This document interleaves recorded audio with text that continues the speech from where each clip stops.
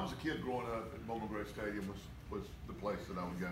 Bowman Gray Stadium is, I don't know, 15 miles up the road. Matter of fact, they'll race there tonight. Poor kid, lived on the south side of town. My dad had passed away. Richard Childress was another poor kid, lived on the south side of town. His dad had passed away. He had a stepfather, but you know, didn't have much, didn't have anything at all. And we would go to Bowman Gray Stadium and we would sell programs or peanuts or drinks or whatever in the stands. And I guess we were 13, 14 years old. When we got old enough to drive, you know, we started going down in the pits. And at Bowman Gray Stadium back in those days, you could buy a race car.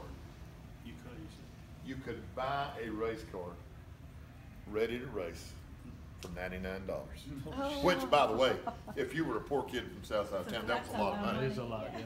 But they call it the $99 claiming division. And the way it worked was you could go down there and buy, a guy could spend as much money as he wanted to spend, but you would go down after the race was over, you go, I claimed that car, he'd have to sell it to you.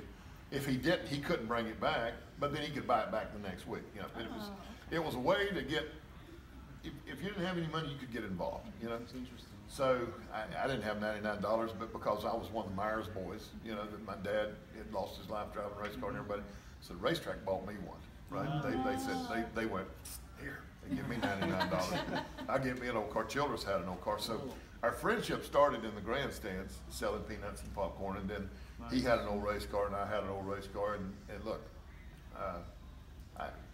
my racing career didn't go very well. He wanted to make the next step, and when you were up in the lobby up there, you saw the old modified car. He got one of those.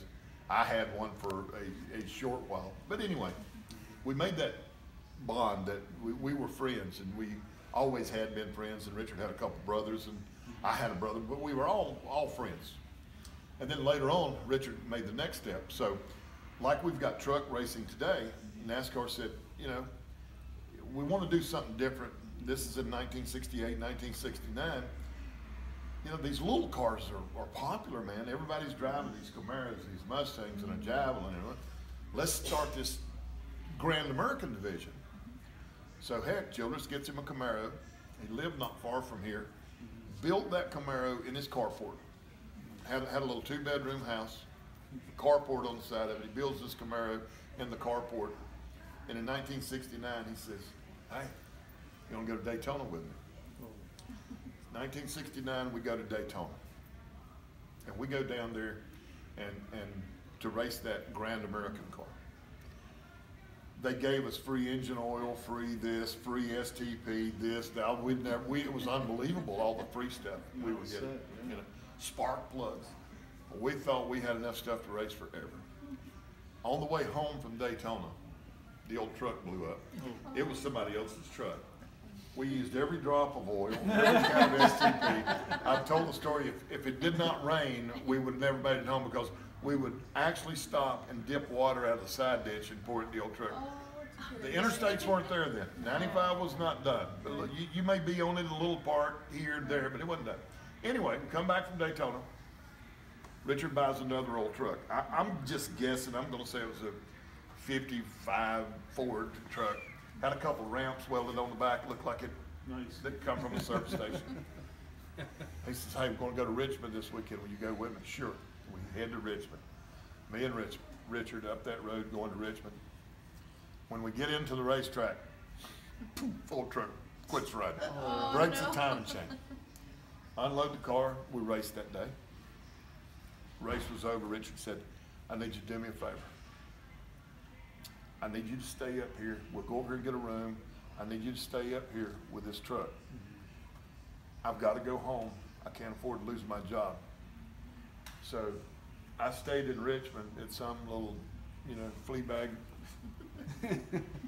hotel up there. We'd pull the truck over there with a chain. I stayed there while he got a ride home. He worked right up the street here, Douglas Battery, a battery manufacturing plant. He worked all day long. His full shift at Douglas.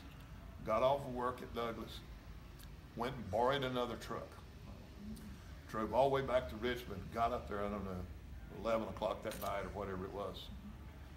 We loaded the truck, with the car on the back of it, on the back of the other truck, and drove all night long to get home because he had to go to work again. So if you ever listen to me on the radio show, I like to talk about three things: desire, dedication, and determination. Some people have it, some don't. He had it, and by him doing that, it's the reason we got this today. You know, I mean, people come in and they look around and they go, "Where'd Richard get his money?" And I go, "He earned it.